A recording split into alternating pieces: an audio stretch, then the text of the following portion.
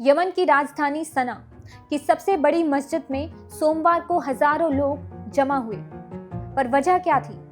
Houthi नेताओं का जनाजा, 12 नेताओं का, जिनमें अहमद अल रहवी भी शामिल थे। ये सभी पिछले हफ्ते इजरायली हमले में मारे गए।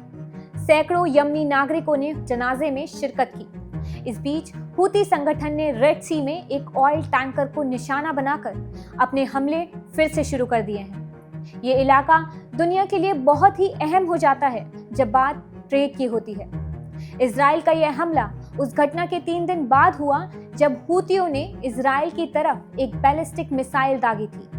इजरायली सेना ने कहा कि यह 2023 के बाद पहली बार था जब ईरान समर्थित इस संगठन ने क्लस्टर बॉम्ब का इस्तेमाल किया। इस जनाजे में भीड़ ने नारे लगाए, अल्लाहू अकबर, यूएस की मौत, इजराइल की मौत, यहूदियों पर लानत और इस्लाम की जीत। इस दौरान कार्यवाहक प्रमुख मोहम्मद मिफ्ताह ने जनता को संबोधित किया। उन्होंने इजराइल और यूएस पर सीधा निशाना साधते हुए कहा कि हम दुनिया की सबसे ताकतवर इंटेलिजेंस एजेंसी का सामना कर रहे हैं, जिन्होंने हमारी पूरी सरकार को निशाना बनाया है। यूएस प्रशासन, जियोनी ताकतें, जियोनी अरब और यमन के अंदर जासूस। इस बीच रविवार को हूती लड़ाकों ने सेना में संयुक्त राष्ट्र के दफ्तर पर छापा मारा और 11 यूएन कर्मचारियों को हिरासत में ले लिया। वजह साफ नहीं बताई गई थी, लेकिन पहले भी हूती संगठन कई एनजीओ और एजेंसी वर्करों को जासूसी के शक में पकड़ चुके हैं। इजराइल का कहना है कि उसका हमला हूती के chief of staff, defence minister और अन्य वरिष्ठ अधिकारियों को निशाना बनाने के लिए किया गया था। लेकिन हूती रक्षा मंत्री मोहम्मद अल अतीफी का क्या हुआ, ये अब भी साफ नहीं हो पाया है, क्योंकि हमले के बाद से उन्होंने कोई सार्वजनिक बयान नहीं दिया। हूती नेता अब्दुल मलिक अल हूती, जो ईरान के सबसे मजबूत अरब सहयोगियों में गिने जाते हैं, वह भी अभी जिंदा हैं।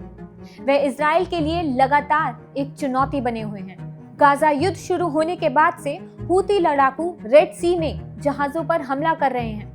उनका कहना है कि ये सब पैलेस्टीनियन के समर्थन में है। इन्हीं हमलों की वजह से यूएस और इजराइल ने भी यमन में जवाबी कार्रवाई की है। मई 2025 में यूएस राष्ट्रपति डोनाल्ड ट्रंप ने हूती पर बमबारी रोकने का ऐलान किया, क्योंकि हूती ने वादा किया था कि वह शिपिंग लेन को नहीं रोकेंगे, यानी रेड सी वाले रास्ते को। लेकिन हूती संगठन ने साफ कहा है कि वे इजराइल और उससे जुड़े जहाजों पर हमला जारी रखेंगे। यमन में हूती नेताओं की मौत ने हालत और भड़का दिए हैं। एक तरफ इजराइल अपनी सुरक्षा रणनीति को मजबूत दिखाना चाहता है, तो वहीं दूसरी तरफ हूती संगठन इस हमले को जंग का ऐलान मानकर और आक्रामक रुख अपना रहा है।